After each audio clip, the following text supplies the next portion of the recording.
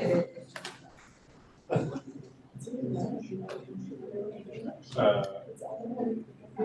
who is that focused on or not focused on? Is that Sarah? Is that one of our audience members? Okay. There you go. Can you spot it? Yeah.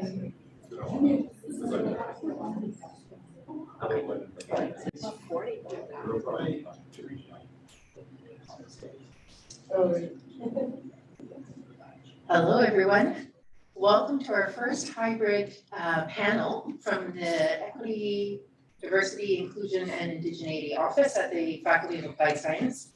My name is Danilyn McKenzie. I'm the Senior Manager for EDI and Indigeneity. And we have a fabulous group here today of panelists. Thank you so much for coming out, and thank you to everybody on Zoom for tuning in. Just going to start off with a land acknowledgement. So we are here, we acknowledge that we're here on the unceded ancestral and traditional lands of the Community-speaking Musqueam people. And we are grateful to be able to work, live, some of us, and play here on these lands, and acknowledge the benefits both as racialized and non-racialized settlers that we get from being on this land. A land acknowledgement is so much more than checking a box or just making a pro forma sort of announcement. A land acknowledgement is really about invoking Indigenous legal orders and exercise in legal plurality. It's starting us off in a good way, and it is really the right thing to do to thank and acknowledge our hosts. So our first anti-oppression panel of the 2022 academic year. Our Applied Science Strategic Plan speaks to work-life balance, truth and reconciliation, inclusive and respectful leadership, and advancing diversity. And these goals are important to us as a community. So what is anti-oppression and why is it important? You know, how does it intersect with our day-to-day lives? If we are crunching numbers or booking meetings or answering phones, what does this matter if we're an administrative professional? What does it matter if we're a faculty member? How does this matter to STEM folks? We hope that this panel will help shed some light on how key it is to center the voices of equity-deserving groups and actively challenge oppression and how we do that in the workplace. So I'm just going to briefly introduce our panelists, and I'll turn it over to them to say a few words themselves as an introduction.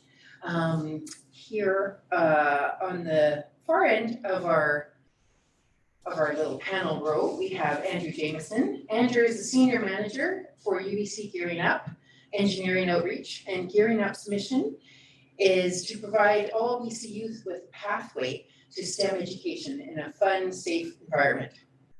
Andrew previously worked for the YMCA of Greater Vancouver and for 23 years doing community work, and he was a youth worker with the Vancouver School Board in the East Side for 7 years. So thank you, Andrew, for being on our panel.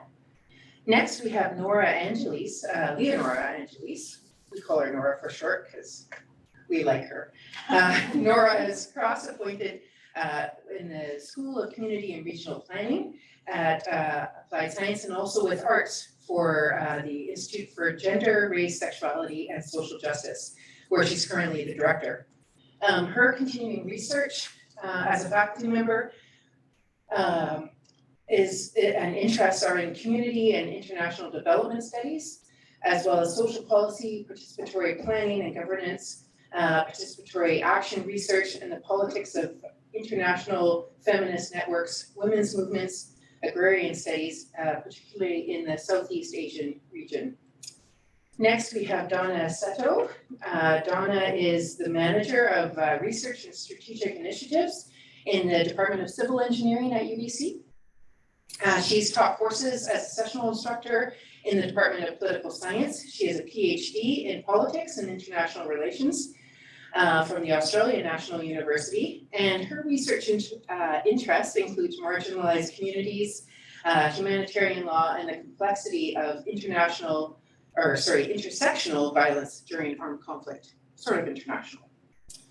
And then last but not least, we have Sally Thorne. Sally is a professor of nursing and the Associate Dean of the Faculty of Applied Science. She has extensive experience working in the healthcare field and advancing social justice and equity initiatives within the healthcare scholarly community, and also developing methodologies for anti-oppressive inquiries. In addition, she brings a lot of her personal experience to this field as a member for sexual orientation and religious minority communities. Unfortunately, our fifth panelist wasn't able to make it today, Greg Lockwood, and we are looking forward to when he's well and can join us. So we'll start us all off. Welcome everyone on Zoom. Please use the chat function, raise your hand, and we have Sarah and Britt here to help us if you have questions. We will be taking question and answer at the end. So unless there's something really burning, let's wait until the end and we'll open it up. And without further ado, I think we'll start us off. So our first question really centers around how key is, this is sort of our why for this panel, why for anti-oppression. Really, how key is centering the voices of equity deserving groups in actively challenging oppression in your work, in your personal life, in your day-to-day life. But we really hope that you can answer the question, how do we do that in the workplace? Andrew, I'll turn it over to you. Sure. Good afternoon, everyone. Good afternoon, everyone on Zoom. Just maybe a very brief additional introduction. I use he, him pronouns. I'm a second generation settler. My father immigrated from Ireland. My mother immigrated from Jamaica. And they had a very different, I think, experience as settlers and coming to Canada. So personally, I have such a passion and an alignment, probably going back to my childhood. Some of my siblings have different experience. I have some siblings who immigrated from Jamaica as well and really learned Canada as a secondary place of being. I have some siblings who are fully of Irish descent and they had a very unique experience. And then there's some of us who melt our heritage together. So I think in terms of answering the question, this probably feels like the easiest question. It is 100% important that we center these considerations. And I think for me, really thinking about it in the workplace and the mission of the work I have with Gearing Up, it really starts with our hiring practices. And I think being intentional about having that diversity, really sculpting the way we recruit and attract talent. I think we really try to embed it in our growth and succession planning. So being really intentional and bringing in those different voices is creating that sense of collaboration. And really, instead of having, people with different intersectionalities and probably really historic power-based roots, making those decisions or even trying to champion this cause with the best of intentions really isn't going to move anti-oppression forward. So I think centering practice and allowing that space where people can have those conversations, but really those groups facing equity issues, being centered to the conversation. And I know for us, we have a staff team over 100 staff, and we work with a lot of those equity deserving groups. And so it's so crucial for us if we're going into communities and representing this voice and this mission that we're living it day to day. So we really weave it into our meetings. We have it as informal and informal discussion pieces. And really, I think for us, the biggest thing is having some of those uncomfortable conversations. So coming from a place of curiosity, I know for myself, even being a person with intersectional background, I often still have some of those intrinsic societal beliefs going back to my childhood. So being curious and trying to, I think, unlearn some of those things, but really opening that space to have some of that honest dialogue. To answer the question directly, it's very critical and very foundational for us to really center the voices of those who experience intersectional forms of oppression. And I think we need to be very clear as to what we mean here by oppression. When we say in the social sciences in particular, and I'd say in our common parlance, what's oppressive are really human-made conditions and circumstances. We usually don't call the weather oppressive, although we might say that, metaphorically, if let's say we cannot go out. But oppressive conditions, of course, occur when people are prevented from realizing their full potentials, whether it's because of structures, policies, experience discrimination. I think it's very critical for us to really listen to the voices of those who are oppressed. And when you think of, and I'm approaching this as someone coming, as Dana mentioned in the introduction, who's specializing in community and international development. And we make this connection between voice, representation, and rights. In fact, there is a classic book, Engendering Development and Rights, Voices, and Resources. And this is where representation is critical, not just in the policies of hiring, recruitment, retention, but also making sure that the people we recruit succeed in the work that they do. It's not just about ticking boxes, but also ensuring that that representation is meaningful, and that we create avenues for their voice, meaningful avenues for their voices to be heard. And representation, of course, is about, as I said, voice and also rights, and ultimately about power. And there has to be some way by which we can shift or transform power relations within our institutions. And I think the foundation would be really seeing the humanness in the other and really listening with care and compassion.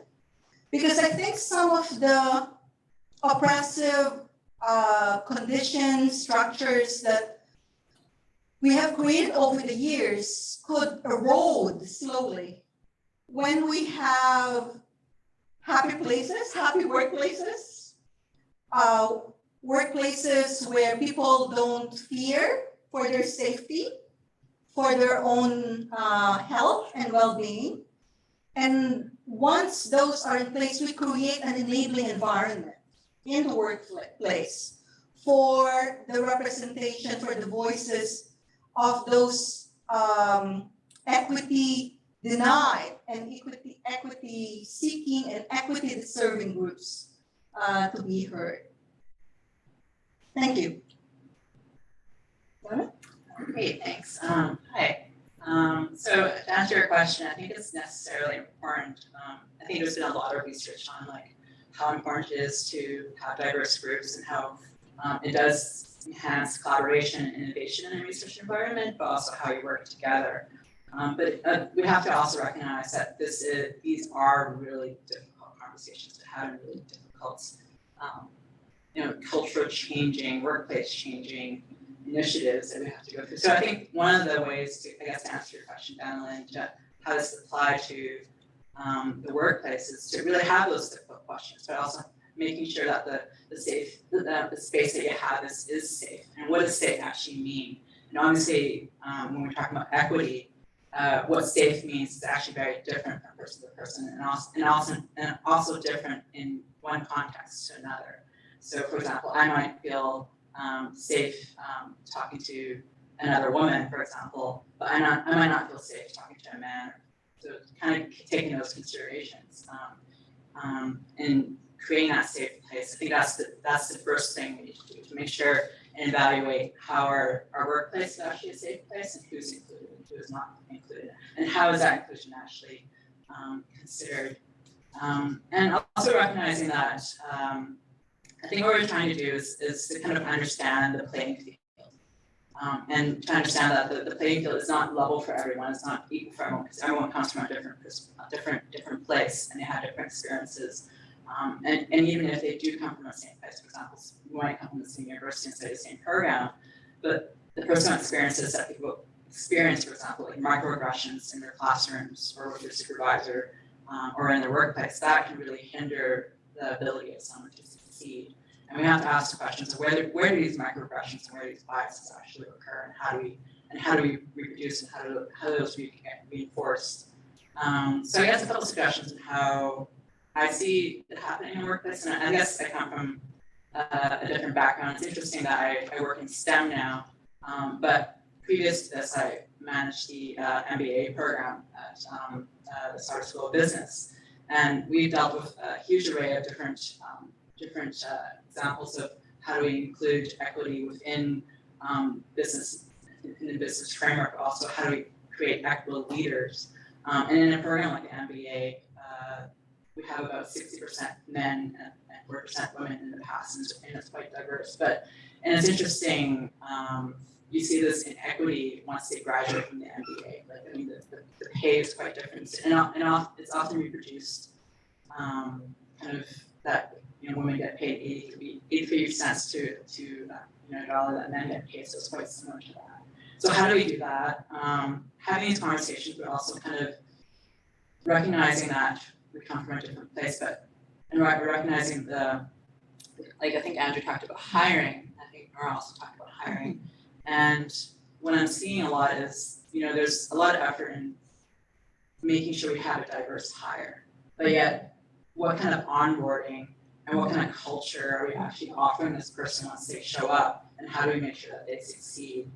I think that's what's kind of missing in the workplace right now, and I think that's where the continued effort, and coming back to my first point about how it does create innovation and collaboration and opportunity to work together, and also retention is a huge thing, like creating that sense of equity in the workplace, we can retain and build a lot more things.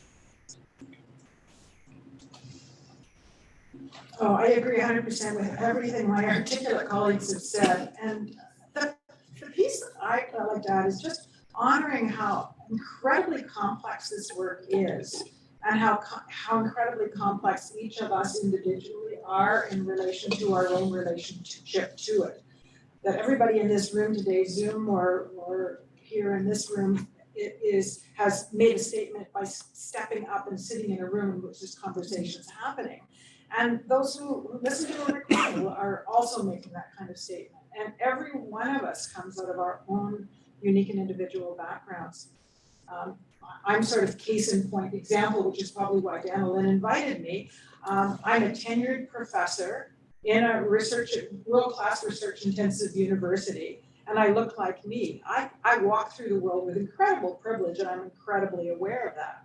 However, I've also been 40 years or more on this campus as a lesbian mom, which was not an easy thing in the 80s, let me tell you. There were lots and lots of barriers, so that's a sort of invisible issue. And I have been actively involved in equity work, but the word anti-Semitism almost never comes into that. And that exists and is real in the world. So and that's not to say one ism and one aggression is worse than another, but I think I'm typical of so many for whom, if we really start to peel the layers away of who we are, we have places of privilege, and what is it we're doing with those places of privilege? How are we using them? How are we in relation to them? How are we ensuring that we're using them for good as opposed to oppressing anybody else?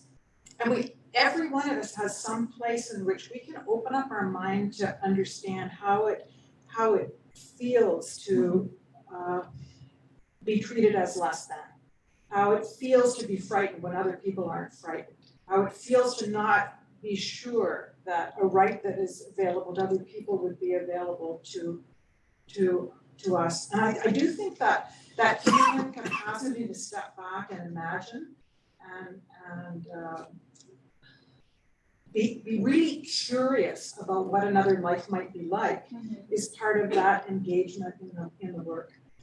I think that, and I say that partly because I think that the centering voices to me is important, but it's also something that can be used as a sort of simple solution.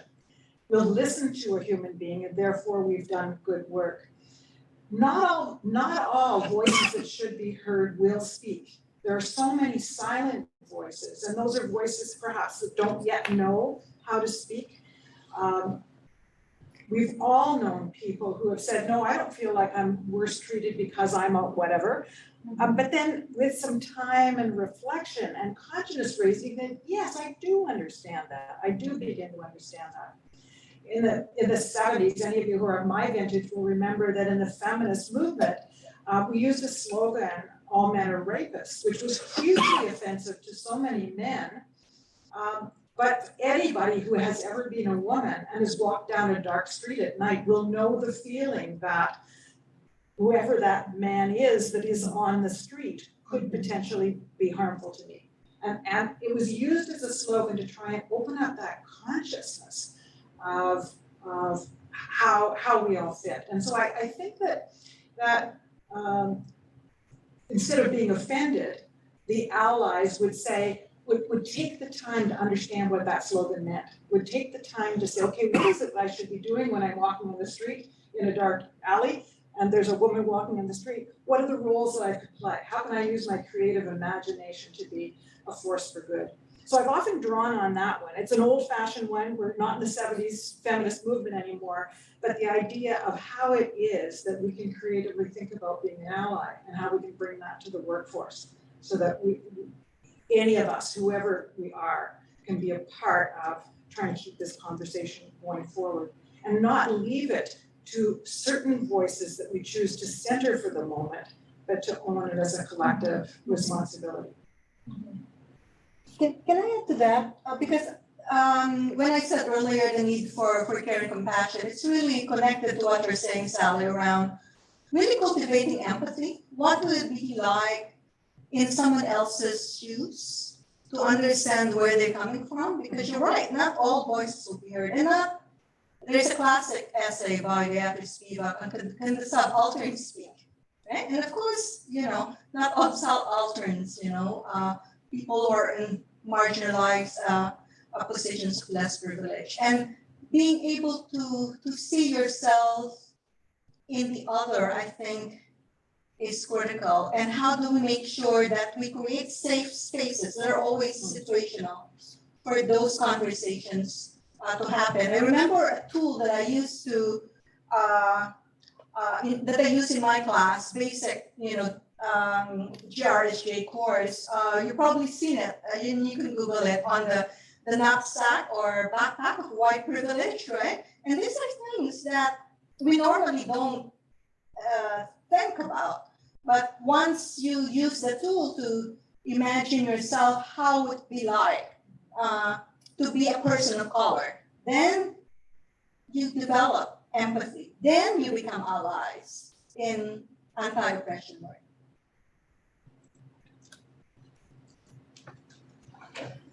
Well, here I am, just in awe and amazement with your answers. Thank you so much for sharing those. I'm very, very pleased. You've all touched on intersectionality, how it has affected you, what it means to you. So our next question is focused around intersectionality and what are sort of the personal, cultural, and structural barriers that people face that inform sort of anti-oppressive practices? And feel free, you don't have to go in a little row, you can, if you want to grab the mic, I have one here as well. So just feel free to answer as you feel moved. That sounds great. I'll get started and then I'll see who wants to move on next. I think for me, I find the concept of like learning about intersectionality so common. And I think back to my childhood, and I did grow up in a really diverse neighborhood in Vancouver with a lot of immigrants. And I think we still were really centered on our own perspective. So we looked at, what was similar or what group traits connected us. And we didn't probably have the best capacity to empathize with others' experience. And I think that to me is the heart of intersectionality, is helping to maybe create that sense of empathy and understanding of others' perspectives. I don't think, especially for people from a power-centered group, that you can really know the experience or feel the experience, but being able to understand and empathize with the experience. And I really think it helps maybe with that call to action, is moving from maybe sympathizing or being neutral or a passive bystander to at least having the capacity to have some of those conversations And I think it can really inform, I think, what a workplace is willing to tolerate or accept as a team. I think it can really open up that space for understanding that people don't have one struggle. It's not this one group struggle. And I think an oppression against one group can be seen as oppression against all groups, or not an unwillingness to accept oppression against a particular group.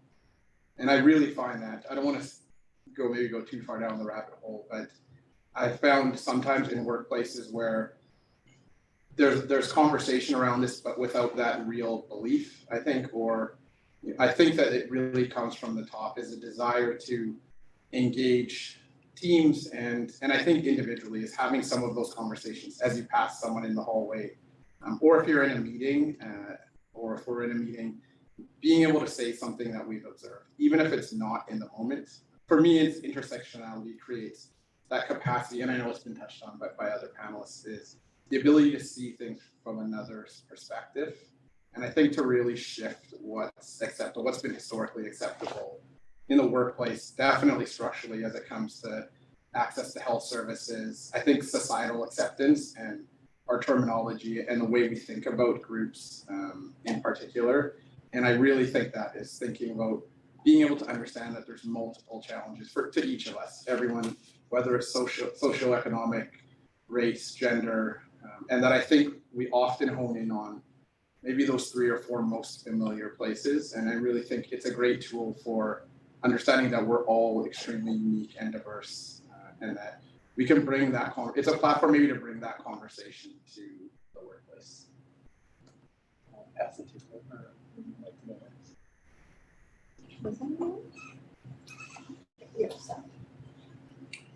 Yeah, I think one aspect of that intersectionality is that we, meaning Canadians and Canadian culture and Canadian tradition, has been based on this concept that we're all inherently good and we're all inherently fair and that our systems are fair. And I think it's important to invoke the other side of that, the possibility that we as a human species are kind of wired to protect our own and to alienate the other. Human violence and mistreatment of one group of humans over another and individuals over another has never disappeared from any culture that we know of over the whole of human history. And I actually think that that's a much more hopeful stance to take, because it forces us, all of us, to realize that we're all part of a species that can contribute to causing harm to other people. And that means if we take that position, that instead of just blithely going forward and saying, I know I'm a good person and so I'm doing the best I can, but to say, no, actually, I'm flawed, we're flawed. I'm getting pretty old now, but there continue to be new layers of things that I discover and that we discover, and that no matter how long I live, I need to expect that there's something that I will realize next year or 5 years from now that I can't appreciate today. The most recent one, socially, we've all observed is non-binary, gender non-binary issues, which honestly, especially people who were in sexual orientation politics were very sure they understood all the issues. The reality of that one has really just slammed all of us to realize what we've been doing by forcing human beings into one tick box or another, and how much harm that's caused.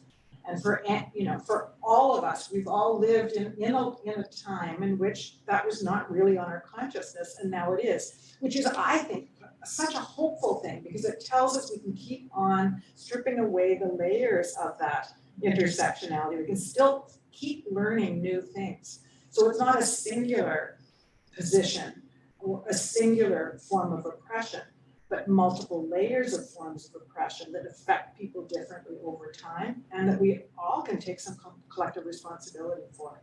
So to me, that provides hope. It takes us away from that naive sense that I'm a good person, you're a good person, we don't have to have this conversation, into saying, actually we do, and we will continue to. I can add to that. I guess I've done a lot of research on refugee experiences and experiences of women in conflict. And when we talk about intersectionality, like who you are really, or it's not just who you are, but also how others perceive who you are.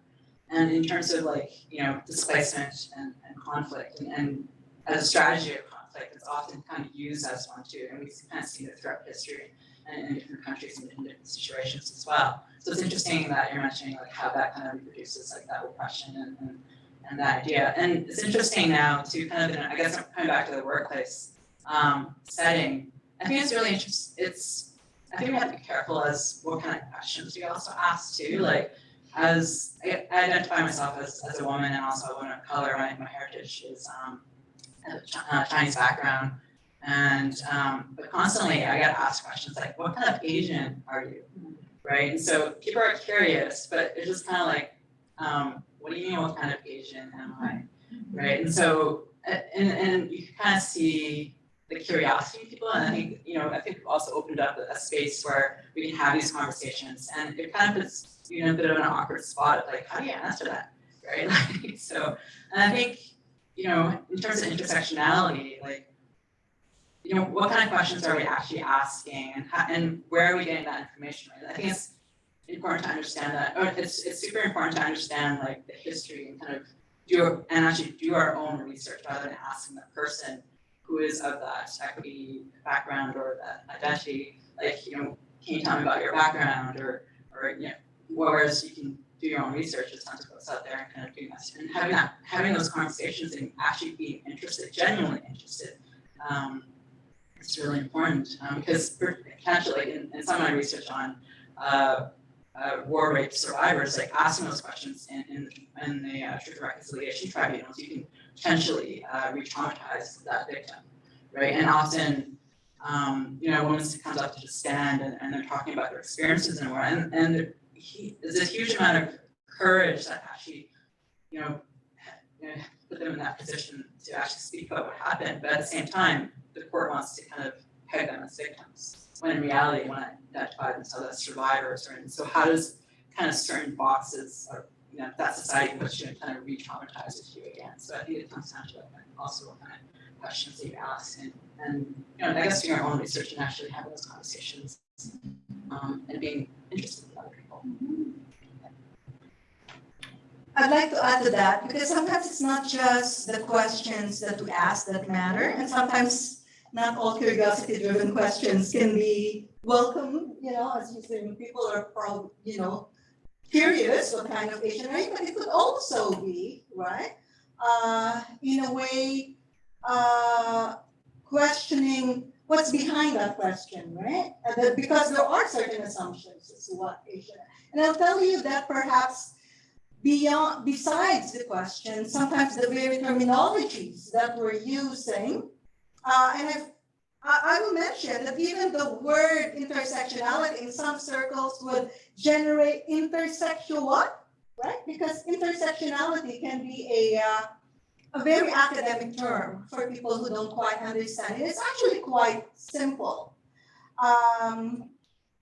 So the way I explain it to my students is that it's the interactivity or interactions, interconnections between the different axis of differences, like our gender, our sexual orientation, our class background, religion, linguistic, national origins, ethno-regional background.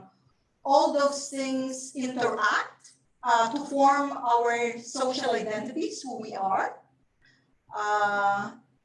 which in turn also shape the types of privileges that we enjoy and the oppressions that we experience. So that's, a rather simple way of explaining what intersectionality is.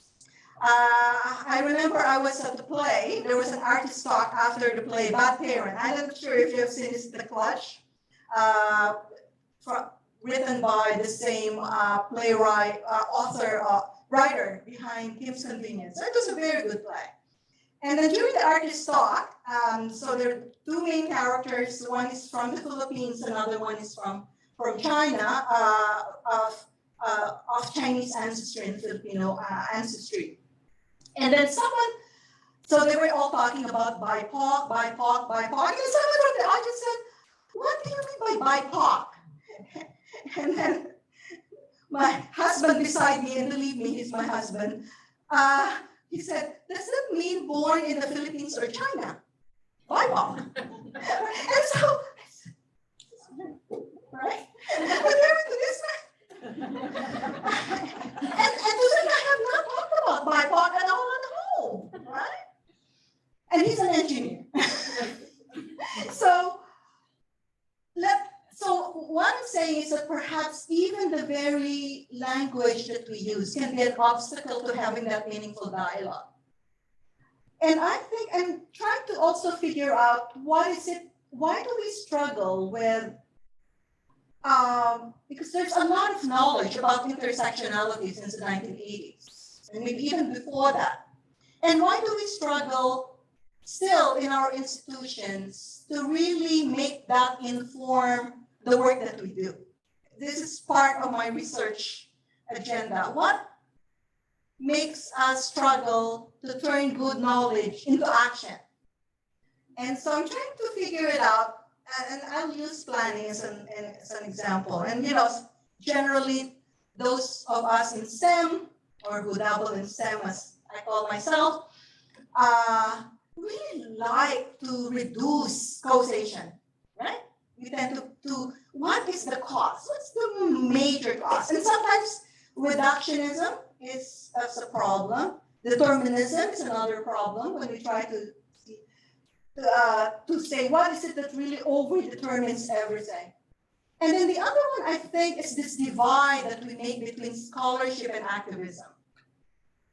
In my field, the divide that we make between planning, advocacy, and praxis, or practice. And so sometimes this very divisions that we make among the different disciplines and areas of studies that we do can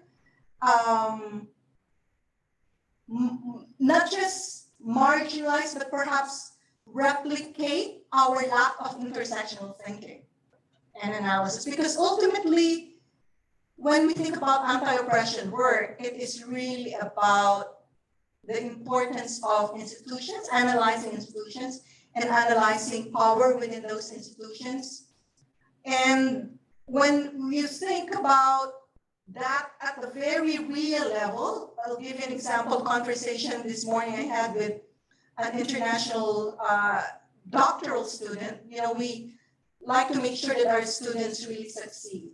But when you're confronted with this intersectional identity of a 30-something mother of a toddler who could not concentrate on the writing because you have a toddler, you have a supportive spouse, but who has to work full-time in order to support, the family. They have to send remittance to South Asia. Daycare costs so much, here in BC.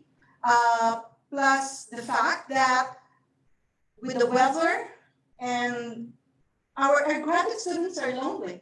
And so when you think about all of this different structural, personal, and interpersonal obstacles to really pushing ahead with finishing that dissertation, it really becomes a real challenge. And so how do we then look at these different connections of not just the policies and structures, but also the kind of life circumstances that prevent, this case, an international student mother of one to succeed in their work.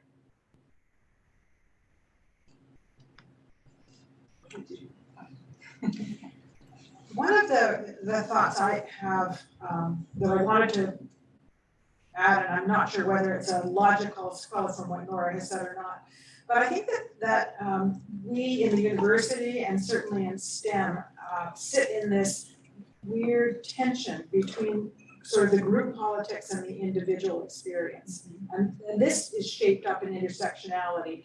Intersectionality theory might take you into, you take a racialized minority and then you add gender and you add something else like refugee status and therefore multiple oppressions. But we all know individuals enact and experience and express those in their own individual ways. And so whatever group you're talking about, there's massive diversity within every social grouping. And I think in the university, we get stuck in things like trying to quantify which groups are more oppressed in one way or another. We do surveys of who feels like they're well supported in their units, for example, which graduate students feel they're well supported. And we really want to say, are Black students feeling worse than Indigenous students versus Asian students? And those are the wrong questions. Those are really, really wrong questions.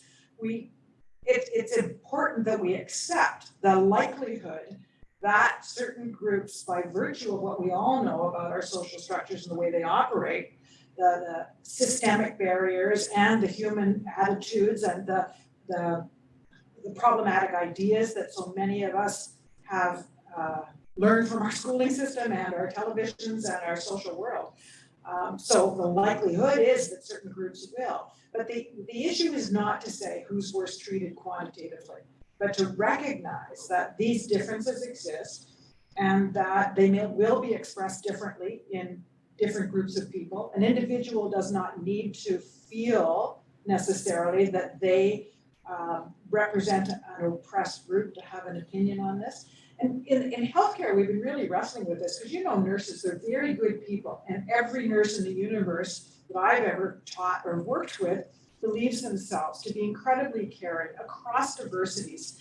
And we sometimes deal with very, very nasty and miserable and awful people, and we have to find the human context in them. So as a species, we really work hard on that. It's very easy for nurses to feel that they're not part of the problem. So you have to turn it around and say,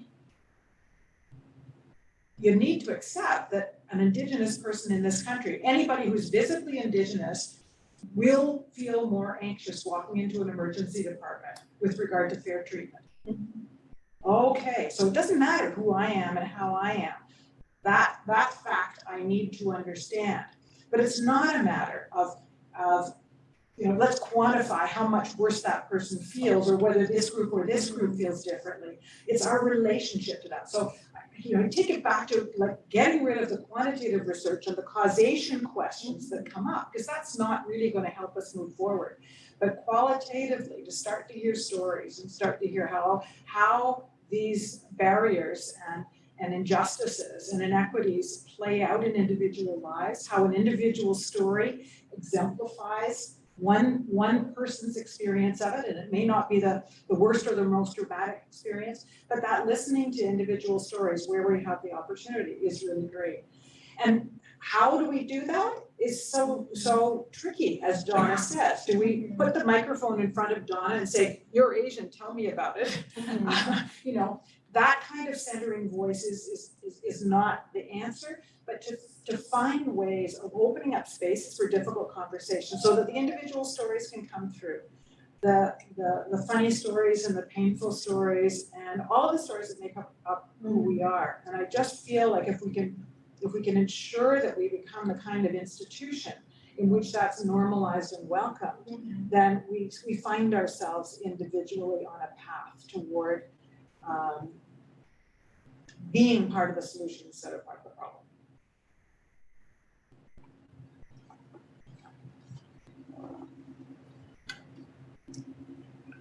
Wonderful, thank you for that.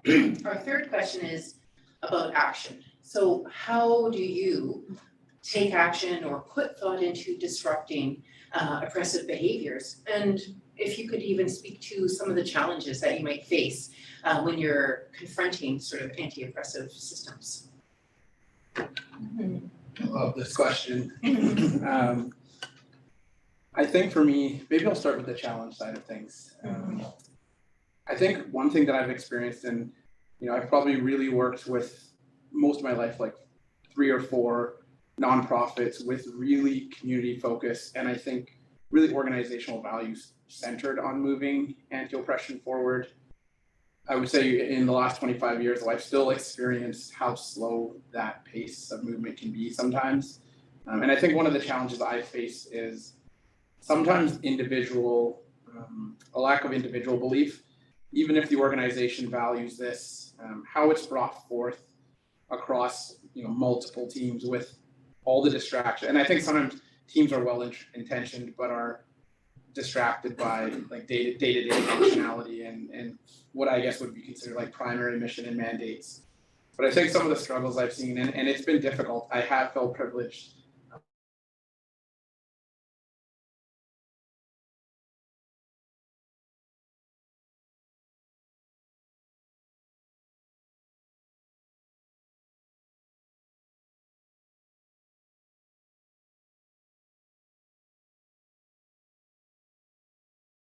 But you would hear whispers of individual staff, often in high levels of leadership, saying, either this is a waste of resources or this work isn't crucial, or at times that an individual lack of belief in oppression, in societal oppression. And so it can be a little, or it has been a little disheartening at times. I would say I've made it kind of a mission of my work to work for organizations that still continue to tackle this. And I would say, in terms of what we can do, I feel really lucky. Gearing Up really works on early intervention. So it is a K-12 outreach program.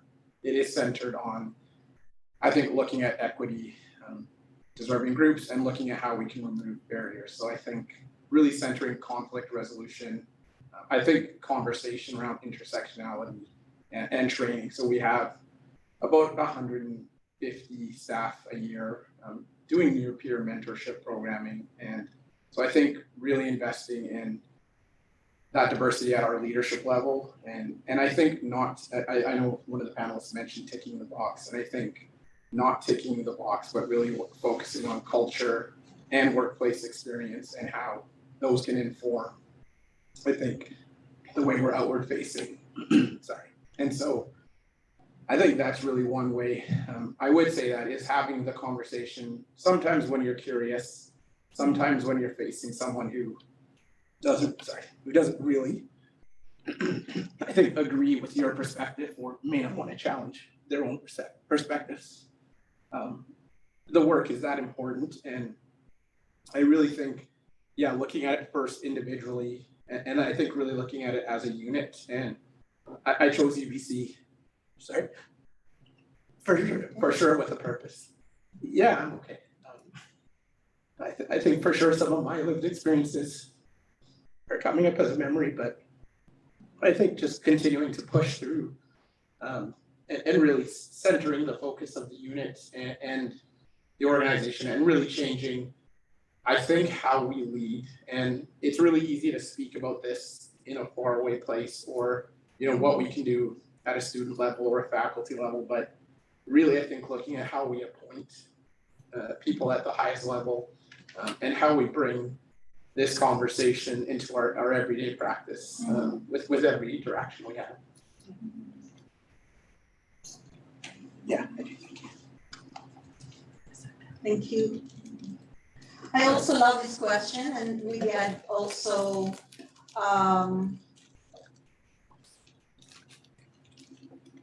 get at the scale that we can use to discuss this question.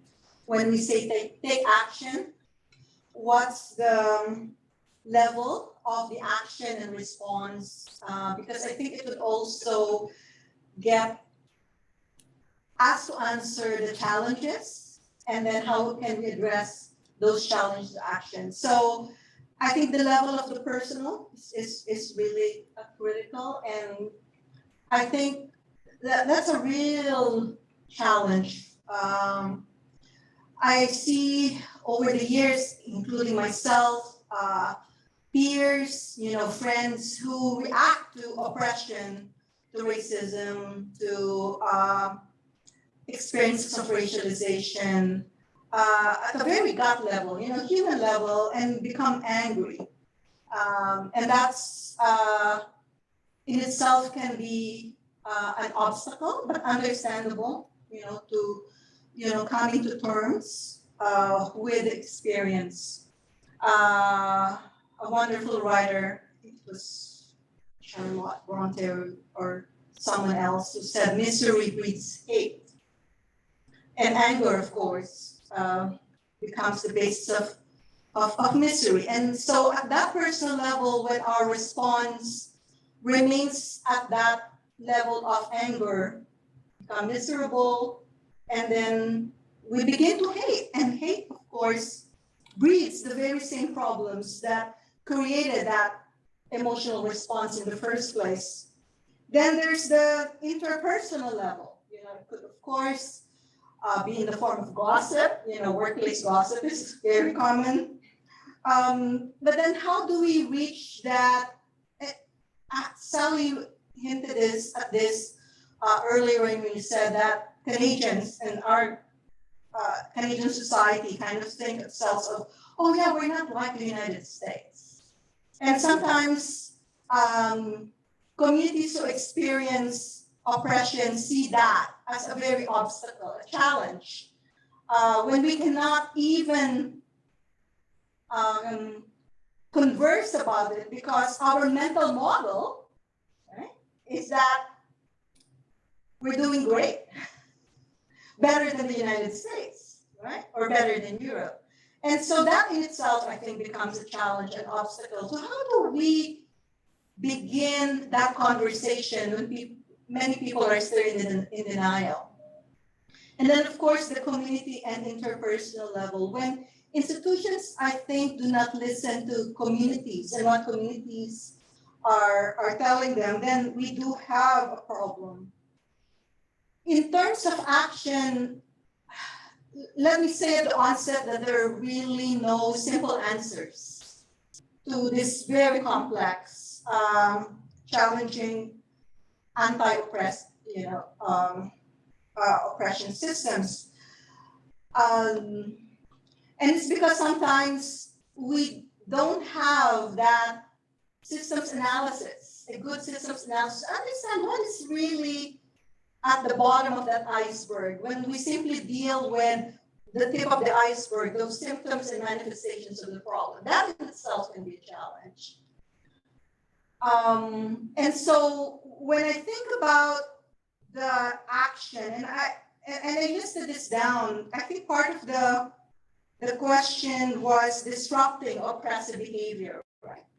And I think what you said, Andrew, earlier is simply to normalize this very process of interrupting oppression and oppressive behavior in our society. Some call it the bystander intervention, maybe. Am I correct in saying that? In activist parlance, it's already part of that normalization.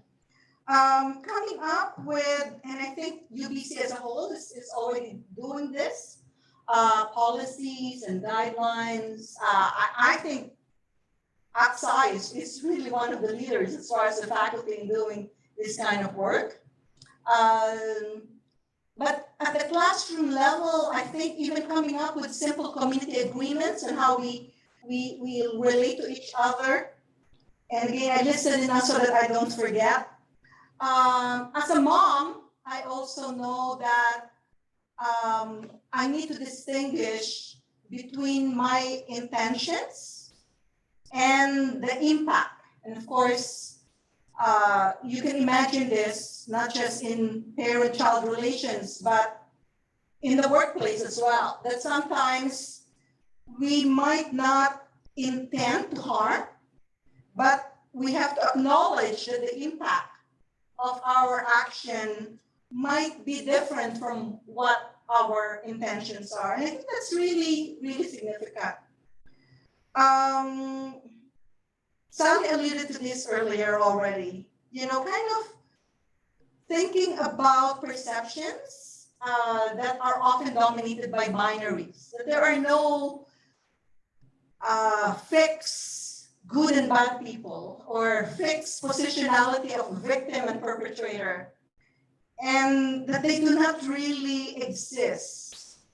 And that these perceptions and binaries really exist in every one of us.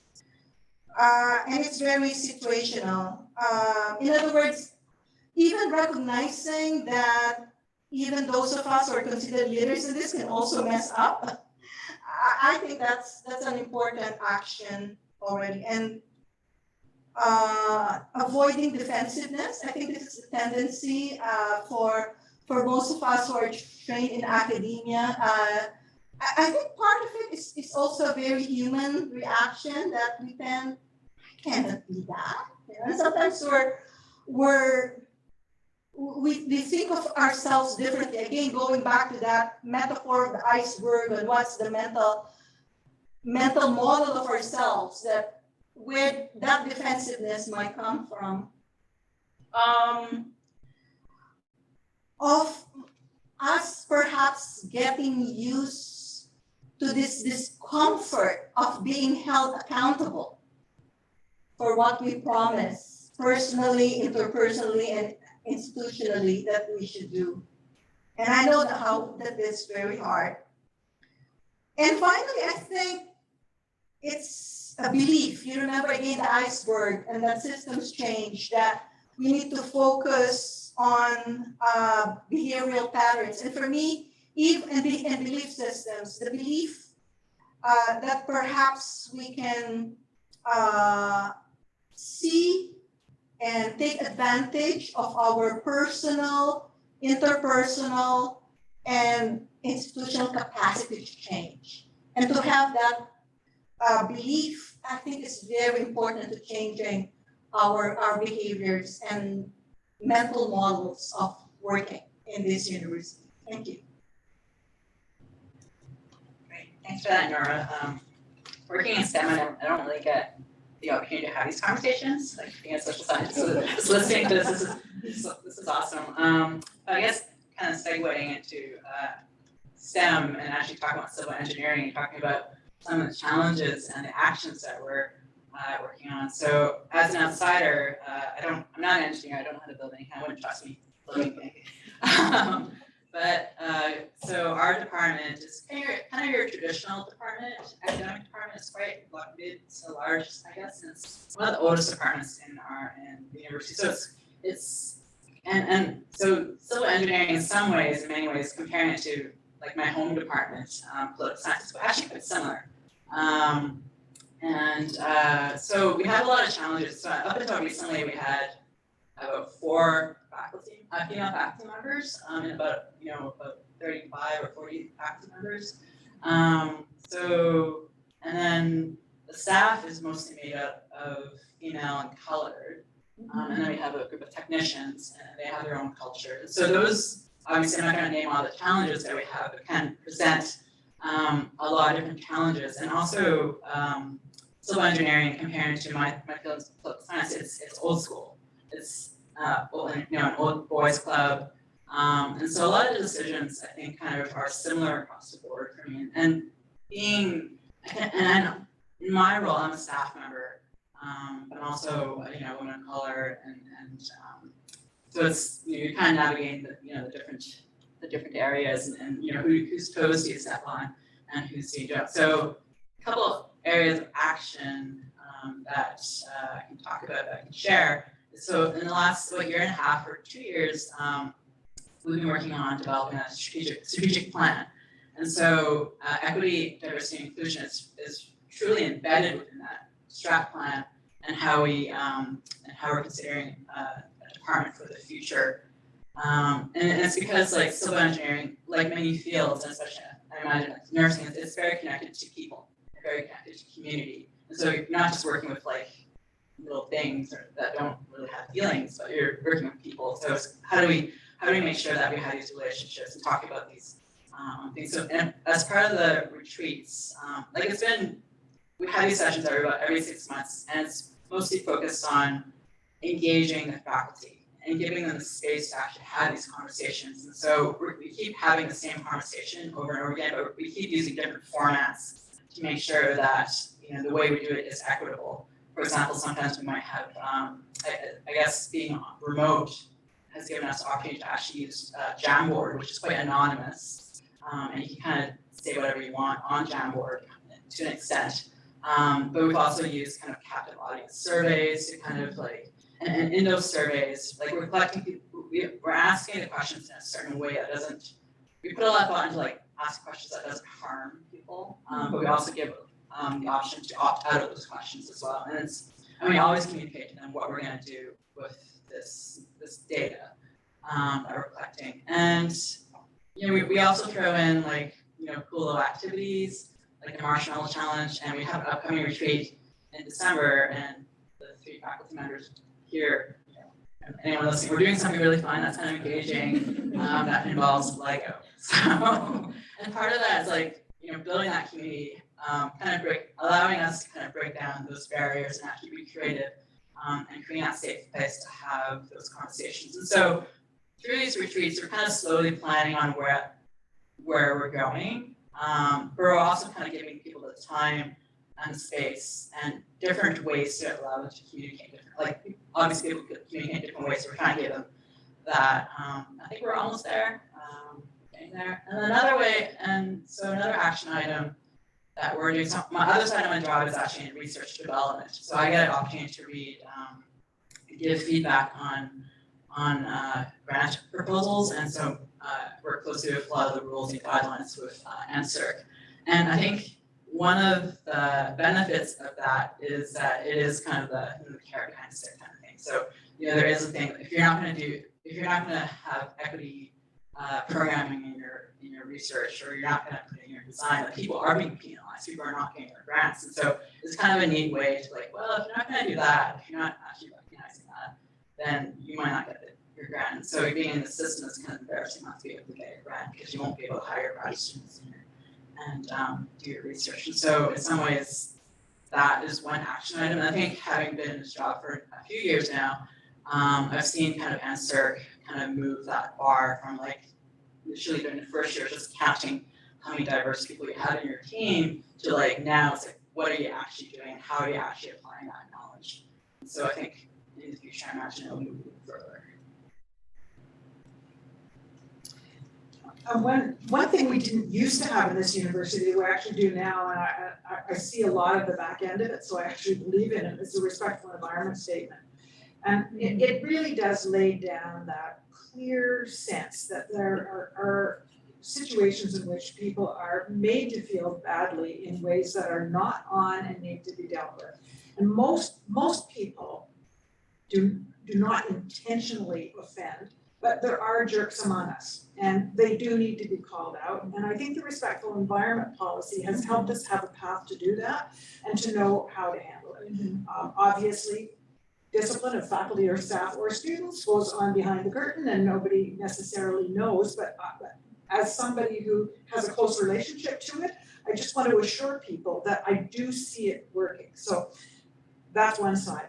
However, probably the vast majority of what we're talking about is not the overt thing. It's not the individual who would say he's a racist or she's a racist, but it's those manipulative microaggressions, intended or otherwise, because they may be unintended, but if they continue, then they're malicious. And I've learned from so many of our colleagues who've been doing this work in different spaces in this university that trying to tackle it head on with anger and accusation is not particularly helpful.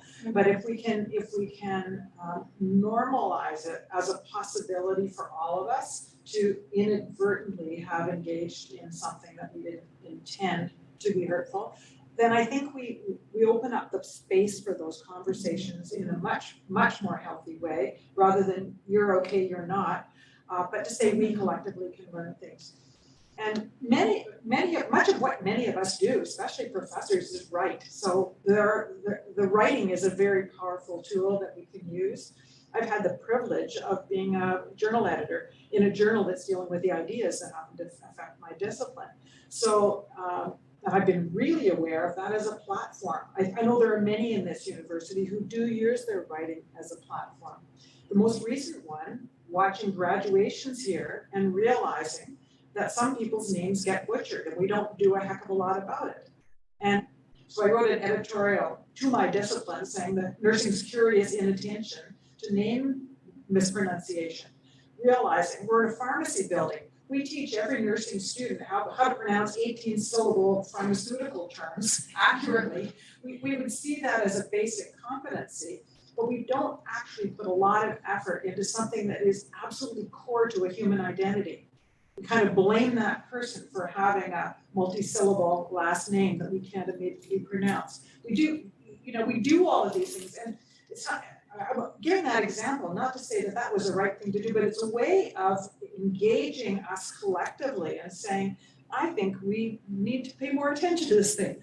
And then if it's in written form, whether it's editorial, whether it's a website, whether it's an email to the colleagues, that's a we. It's not a I'm great, you're not. It's a we could do something, and what might that be? And I do feel that strategy of engaging the we and just assuming that all of us want to try and do better, and once it's brought to our attention, we have some possibility of doing it and creating an environment in which that conversation might lead us towards some kind of constructive action. I do find that is a friendly way in which sometimes even the most resistant people within the community can start to be brought along. Once they don't think that they're going to have the finger pointed that says you're a racist. Because that's a conversation stopper, and I think that creates the tensions that mean you can't carry the conversation forward.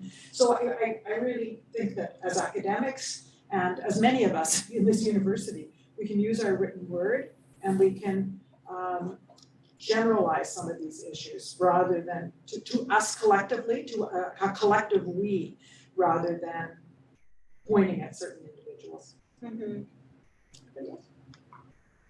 I mean, if I can add something, like I think writing and art are like two areas I think can actually do a lot of action, because, for example, like art, as I recently discovered, and Daniel is also an artist, that you can say a lot of things about like a visual piece, right? And it means something different to a lot of different people.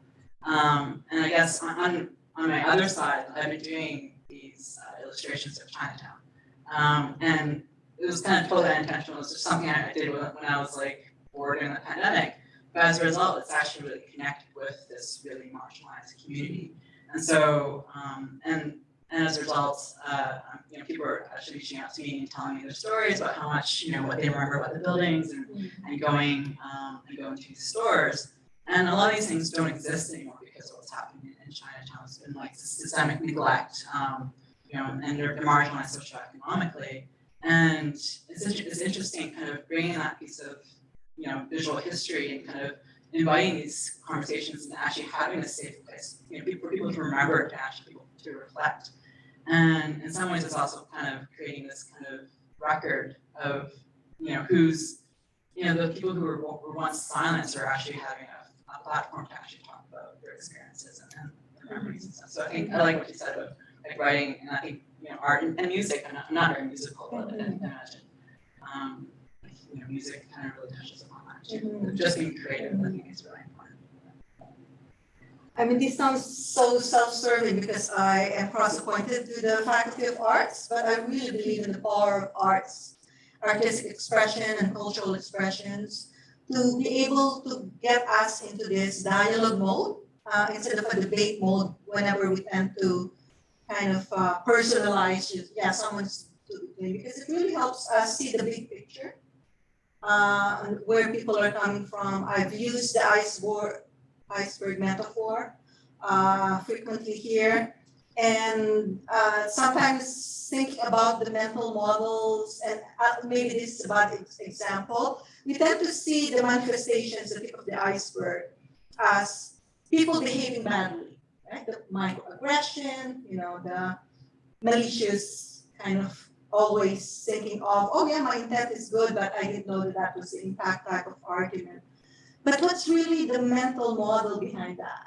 And I think in academia, and again, maybe I'm wrong, Sally has more experience certainly, that maybe the mental model behind that is that when you're a senior scholar or a top world-class researcher, you can do anything, right?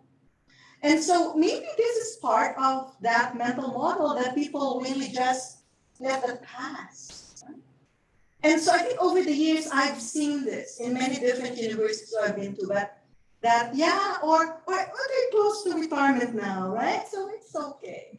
Or whatever, the mental model that kind of excuse that behavior. And certainly this is, something that I've been thinking about. how do we get people to think about, yes, understanding there's a big picture behind that particular behavior, bad behavior, but also thinking that that bad behavior might be because of an enabling environment that makes that possible, or the lack of an enabling environment for other people to speak up. So, thank you. What an interesting discussion. So briefly, we're at our last question. We have a few minutes to answer this. So in thinking about oppression, thinking about policies, the way we do things, what are your thoughts on how applied science can do better to embed anti-oppression practices into our systems and into our culture? Sure. I would say I do wholeheartedly believe that AppSci does a lot and is really committed to anti-oppression. I think obviously today is one example. I think the first thing that comes to mind for me is supporting the teams and offices that are doing this work specifically, but really focusing on embedding it throughout AppSci across the various teams. And I think part of that is continually reevaluating where we're at. So I think reflecting it and reevaluating, I think really bringing equity outside the institutional walls. So looking at how we make admissions and I think really accessibility as a part of the day-to-day work. I feel really lucky that Gearing Up gets to do that. We get to go around the province and bring equity deserving groups, STEM pathways and STEM study. But I think really empowering, I think those units that are pushing these initiatives forward. And I think to a degree that's funding and continuing to fund forward-facing initiatives. But I really think at the heart of it, it's not comparing ourselves to, and I think a couple of other panel members talked about this in the reference of comparing ourselves to our partners south of the border or comparing ourselves to other institutions. I really think it's comparing ourselves to what's the best that we can do. So I think AppSci really has done a great job of focusing on this with intention. I believe it's a long game, and so I think it's not a 1-year project or a 5-year project. It's been many generations to get to this point, and we know that there's systems in place that aren't going to be overturned overnight. But I think really focusing on that piece is how we bring equity, and I think part of it is giving up power at an institutional level and passing that along to groups who have faced oppression over the years. And so proud of the work AppSci is doing, but I do feel like it's a long game.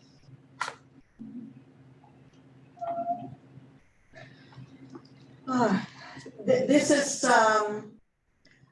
let me preface my answer to this by saying I'm also in political sciences by training. And sometimes we need to think about the different levels of consciousness of where people are at and where institutions are at. You were probably not here at UBC at Ghana when this so-called chilly climate, happened in political science. And in the 1990s, I was a grad student then. And so I was very familiar with this. And I realized that it was very difficult for institutions to talk about problems where, again, their mental image of themselves is that we get this. We already get this. And we're way ahead and progressive than others. And so the enabling environment, I think, is critical for the trust and empathy, that care and compassion to be there in order to make these dialogues happen. And I really use the metaphor of, imagine when you're planting seeds of equity, diversity, inclusion, social justice, and you're throwing it in bad soil. Those seeds will not grow. And so I think it's important for any institution to have that enabling environment, but ensuring that the soil is good to begin with. And I really like that metaphor because I think this is what outside is really doing, preparing the ground from the ground up, ensuring that the stories are told, the dialogues are happening in the different units, creating that enabling environment. And then from there, you could imagine how the seeds of EDI or JEDI with a double D and a double I for decolonization and diversity, indigenization and inclusion, and bring this into the work. And I think this will really grow into sturdy trees that will bear good fruits because the soil is good. Yeah, I mean, I feel like whenever I say, I feel like I have to do the work afterwards. But I think Cheryl, Danilyn, and Greg has done a lot of amazing work in applied science. I think we've come a long way in the last couple of years. A couple of things I can think about that applied science can do. I don't think we've talked too much about staff. And I think when I think about, and especially QP staff, and when I think about like oppression, like I just feel like, I mean, obviously there's different levels of privilege and stuff, but I just feel like we don't talk about them enough, and we don't provide enough resources. And often these people are, you know, they're colored and, you know, they're gendered and you know, different class and stuff like that. And I feel like there's so much potential. And for example, you know, there's tons of resources at UBC to kind of help with promotion and professional development. But at the same time, I think a lot of managers don't really encourage people or really give people the time to actually go to these things. And so, and in the number of years I've worked at UBC in multiple roles, like, I often see people kind of stuck there, right? And so how do we help these groups that, you know, are to me the most equity deserving people, because they, you know, like if you're checking boxes, they kind of check a lot of boxes, right? Like, and so I think that's one thing maybe applied science can help with it. And I'm not sure how we do that. Perhaps, you know, it's a cultural change thing. It's providing more resources, perhaps more training, you know, for managers who are looking after different groups of people, like, you know, and kind of saying that, you know, it's okay if people are stepping away from their desks to go to a, you know, 1 hour training session, or even to attend a session like this, right, to learn, right? And so I think that's one thing applied science can help with, and also perhaps providing resources, and I don't know, something to kind of help with these groups. And another thing I can think about is to, I don't know, ways to kind of change the culture. And it's hard to kind of understand a culture without understanding or without evaluating leadership. Like who's actually leading our organization? What kind of experiences do they have? What kind of conversations are they having?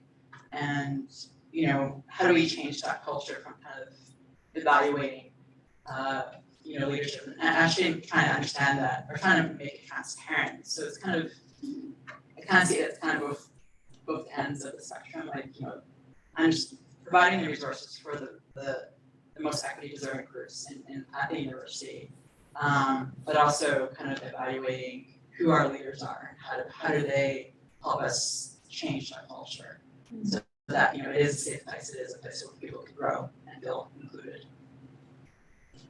Yeah, I just feel what Dawn has touched on is incredibly important, because in comparison to every other institution that has all of these same intersectional layers of problems, universities are very hierarchical, very competitive kinds of places. And the different roles, whether you're a graduate student or undergraduate student, third year versus first year, a professor versus an assistant professor, staff, faculty, are incredibly complicating factors. To be brief, I think that we try and solve these problems by creating sort of new logarithms or rules. In each new hire, we'll do this, and this is how we'll create a shortlist. We're very good at what seem like simple solutions because we feel the need to do something. And I think simple solutions usually don't work. So our challenge will be to continue, not to not try them, but to reflect on what the unintended consequences are, what the implications are, what else we could be doing. And just always be motivated by that curiosity of how else might we envision this and how else might we be doing it. Because I'm just so concerned in the whole space of anti-oppression work that we are so eager to do something that we can set up a whole new systemic barrier to somebody. And the only thing I think that will allow us to continue to go forward is that intellectual curiosity of how interesting it is that we're such a complex and messy species, that we get ourselves caught in these things collectively, and at the same time, we have this urge to do better. So, that forefronting that human nature that we in a university all want to be part of the force for good as opposed to the force for evil, and that we too are affected by those issues of the human condition that seem to surmount all cultures and traditions and histories, but that we can be a place where these little beacons of light can start to be nourished and trees can start to grow. So we'll get there, and I think we've got great foundations. Can I add to that? The tragedy of simple solutions is something that we could learn from the gender mainstreaming history, in recent history, that I call this the tyranny of tools, that you can, and engineers and planners are used to, bylaws and guidelines, etc. And that's the danger. You can have all these tools and we could abide by, but culture will not change. And the other one is just that I'm inoculated from racism and oppressive tendencies because I have attended a Jedi training or an anti-racist education, STEM education. And that it's like being vaccinated, right? Just like, I've attended the gender training in the 1980s and that's it. But we do know that it did not transform the way we think about gender and sexual diversity and gender variance in society. So, caution on that one. Thank you. Wonderful. Thank you very much for that panel. That's fabulous. We are going to open it up to questions. But we did receive a question in the chat. If anyone in the room has a question while we're discussing the chat question, you can come and grab the mic, I guess. Oh, wonderful. See, I have a runner too. So question in the chat for the panel, and we do want to sort of keep it brief on this, because we're running against the clock here. One of our participants said, I feel that oppression can fall into two basic categories, generic and individual. The meaning of the former is clear, as communicated to people in various forms, but the individual oppression is somewhat subjective. So how do we recognize the latter? In other words, if one feels oppressed, then the person is oppressed. Is that all? This is the question. Well, I'd say that's a tough one because we humans are complex again. I'm a short person and I can feel that the short blonde jokes are offensive to me, and I could spend a lot of attention on that, and yet honestly I would not expect us to take that very seriously as a group or collective oppression. But I think we individually can experience things in a way that's oppressive, that may or may not mean our whole community, our whole work community needs to take that on as their challenge. Some of us engage differently with it, and that adds to the complexity. Others will say, I'm not offended when you make those sexist or racist comments, and yet allowing that to continue may be perpetuating it. So I think that responding to the individual neediness for a response isn't always the way forward. And there's some kind of beacons. I'm not suggesting we ignore voices that are in pain, but we also can't also drive our collective agenda according to them. Good. Can I just add that I think policy is a good indication of the systemic and structural oppression, because the objective oppression, I can relate to that. I'm also short, right? But I wouldn't consider that to be the basis of my oppression as someone who's vertically challenged. But as a Filipina, former international student, I get typecast, stereotyped, you can't be a professor, right? I must be a former domestic worker, living caregiver. in Canada, because that's where majority and overrepresentation of Filipinos from the foreign domestic movement in 1980s, live-in caregiving program through the 1990s.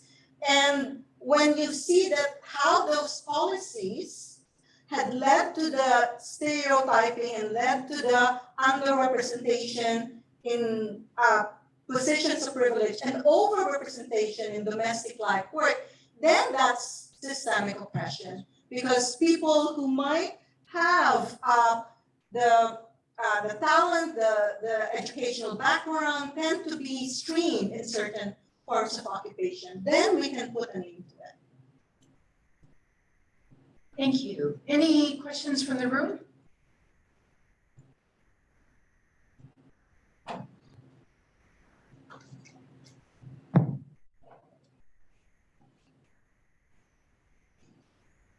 Thank you. I have a question about, also about kind of a binary, but maybe a little bit different framing. And this came up from something, well, many of you kind of touched on, which is the form of oppression. So growing up in the American South, I was always taught this dichotomy between institutional racism and kind of more personal, direct forms of racism. And I've kind of maintained that throughout the years, that mental framing. And I think I hear it commonly discussed that way. And we often think of the more personal forms of racism, I guess intuitively it feels more odious and kind of more despicable in need of rectifying, and also kind of more on the burden of the individual. And so my question is that an unhelpful kind of mental model of oppression? And in terms of anti-oppressive work, can we make that distinction? Should we address those separately, or is it all really one kind of oppression soup? And that's kind of a false distinction between these individual forms and the systemic forms. Can I just add one line to answer that? I guess to borrow from the landscape, that the personal is political. I think it's hard to kind of separate the two, and I think one kind of feeds into the other.